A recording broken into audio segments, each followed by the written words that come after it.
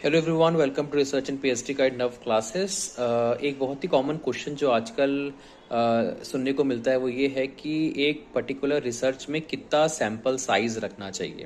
Right, standard sample size क्या होगा, तो मैं आपको बता देता हूँ कि अगर आप सर्वे मेथड यूज़ कर रहे हो या फिर आप जब प्राइमरी डाटा इकट्ठा करने जा रहे हो, स्पेसिफिकली मैं उन्हीं के कॉन्टेक्स्ट में बात कर रहा हूँ सैंपल साइज, क्योंकि वहाँ पे आपको डिटरमाइन करना बहुत ज़रूरी है। तो उस केस में जितने भी आपने क्वेश्चंस लिए हुए हैं, जितने भी क्वेश्चंस आपने लिए हुए हैं उनको इंटू 10 कर दोगे, उतना आपको सैंपल साइज मिनिमम होना चाहिए।